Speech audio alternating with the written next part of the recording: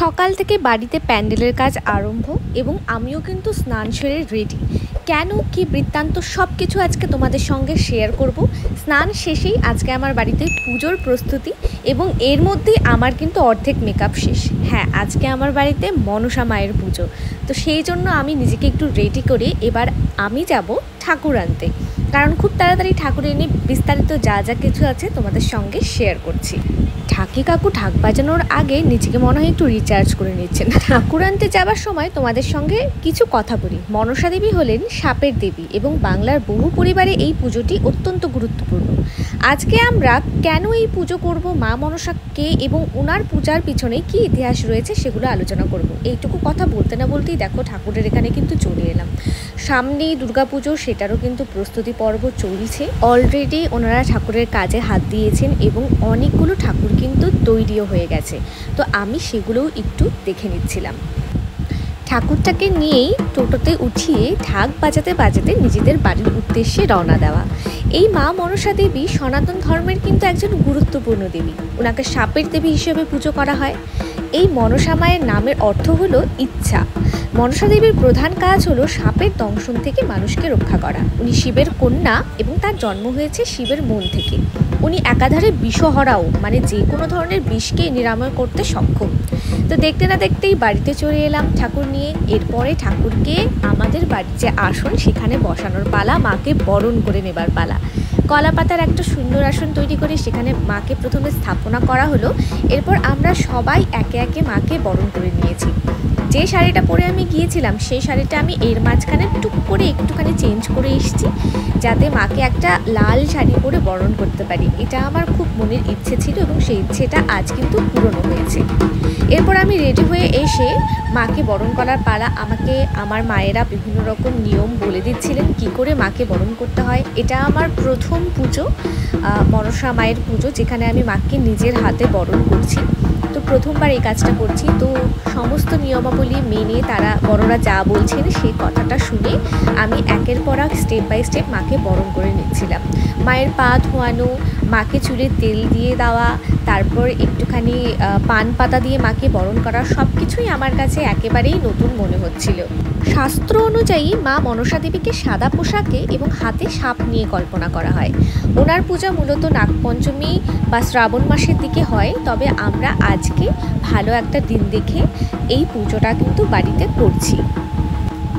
প্রতিটি নিয়ম পালন করার সময় আমার মনে হচ্ছিল যেন মা আমার ঘরে সত্যি সত্যি আসছেন, এবং আমি এটাই প্রার্থনা করছিলাম আমি যতটুকু নিয়ম জানি এবং যেভাবে করি তাতে যেন মা সন্তুষ্ট হন।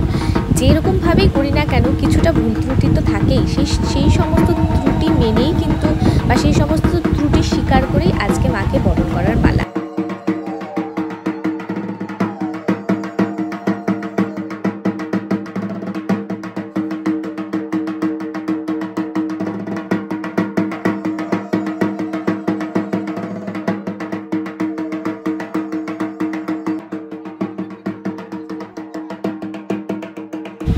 মা বাড়িতে এসেছেন এবং তাকে মিষ্টিমুখ করাবো না তা কি কখনো হয়?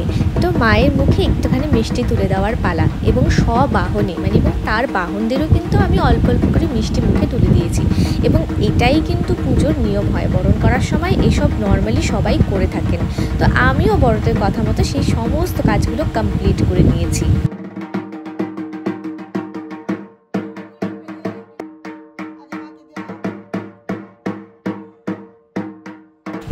মনসা দেবীর পুজোর পিছনে রয়েছে দীর্ঘ ইতিহাস। কিংবদন্তি অনুসারে মনসা দেবী নিজের শক্তি প্রমাণ করতে মর্তে এসেছিলেন। তখন ওনার বিরুদ্ধে ছিলেন জাত সদাগর, যিনি মনসা দেবীর পুজো করতে একদমই রাজি হননি। এর ফলস্বরূপ মনসা দেবী ওনার পরিবারের সদস্যদের সাপের দংশনে প্রাণ হারাতে বাধ্য করেন।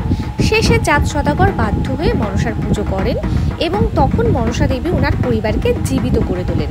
এই ঘটনার মাধ্যমেই মনসা দেবীকে বিষহরা রূপে পুজো করা হয়।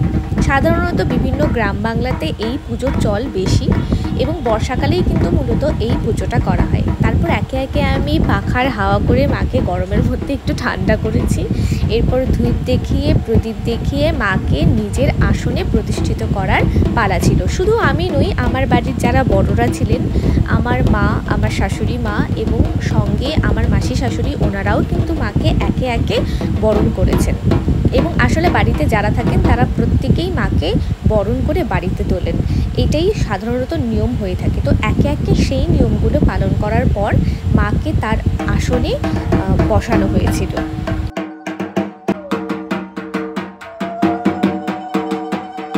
পুজোর নিয়ম অনুসারে ব্রাহ্মণ মশাই বসে গিয়েছিলেন কলার টোঙা বানাতে, যেখানে দুধ এবং কলা মনসা মায়ের উদ্দেশ্যে নিবেদন করা হবে। এবং তারপরে সমস্ত কিছু সাজিয়ে মাকে ফুলের মালা, মনের মতো ফুলের মালা, শাপলা ফুলের মালা সমস্ত কিছু পরিয়ে নির্দিষ্ট আসনে বসানো হয়েছে। এবং ব্রাহ্মণ মশাই সমস্ত পুজোর আয়োজন করতে লেগে গেলেন এবং আমরাও আশেপাশের থেকে সমস্ত কিছু ওনাকে এগিয়ে দিচ্ছিলাম, যাতে উনি পূজাটা সুসম্পন্নভাবে করতে পারেন।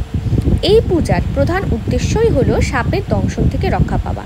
প্রাচীনকালে যখন গ্রামে গ্রামে প্রচুর সাপের উপদ্রব ছিল, তখন মনসা দেবীর পুজো করা হতো সাপের বিষ থেকে মুক্তি পাওয়ার জন্য। আজও সেই প্রথা বহু গ্রামে চালু রয়েছে। বিশেষ করে বর্ষার সময় সাপের উপদ্রব বাড়ে, তাই এই সময়ে পুজোর গুরুত্বটাও বেড়ে যায়।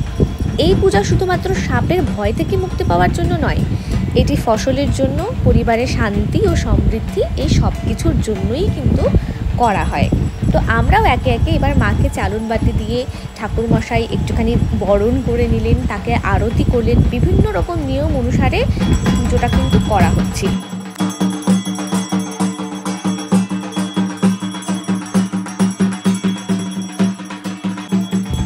পুজোর সময় মন্ত্র উচ্চারণ, ফুল, ধূপ এবং প্রদীপ দিয়ে পুজো করা হয়। পুজোর সময় শাঁখ, ঘণ্টা এবং ঢাক বাজিয়ে দেবীর আরাধনা করা হয়। দেবীকে দুধ, কলা এবং বিশেষ কিছু ফল নিবেদন করা হয়, যা দেবীর প্রিয় বলে ধরা হয়। এই সময় মনসা দেবীর মূর্তিকে একটি ঘরের মধ্যে রাখা হয়, তারপর সবাই মিলে সেটাকে আরতি করেন। একেবারে সাত সকাল থেকে পুজোর আয়োজন করতে করতে আমার কিন্তু এক অবস্থা একদম কাহিল। সারাটা গায়ে ঘেমে নিয়ে একেবারে একাকার অবস্থা, কিন্তু তবুও সব কিছুর মধ্যে এটাই শান্তি ছিল যে সব কিছু নিয়ম ঠিকঠাকভাবে করে পুজোর আয়োজনটা কিন্তু করতে পেরেছি। তার মধ্যে একে ছিল না কারেন্ট, তো তার জন্য আমাদের একেবারে বেহাল অবস্থা। এরপরে আমাদের পুজোতে একটুখানি যজ্ঞ করা হয়, তো সেই যজ্ঞের প্রস্তুতি নিচ্ছিল ঠাকুরমশাই এবং আমরা সবাই মিলে প্রস্তুতি নিচ্ছিলাম। যজ্ঞ সুন্দর করে সুসম্পন্ন করে তারপর আমরা সবার শেষে পুজোর প্রসাদ পেয়েছি। এখানে যজ্ঞের কিছুটা অংশ কিন্তু আমরা তুলে ধরার চেষ্টা করি।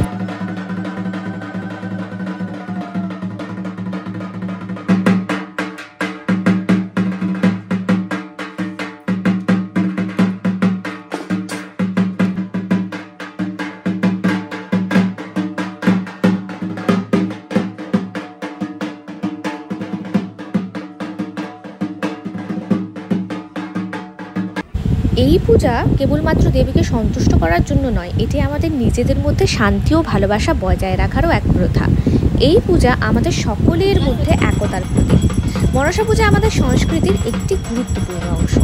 এখন দেখুন আরতি হচ্ছে এই পুজোর সবচেয়ে গুরুত্বপূর্ণ অংশ।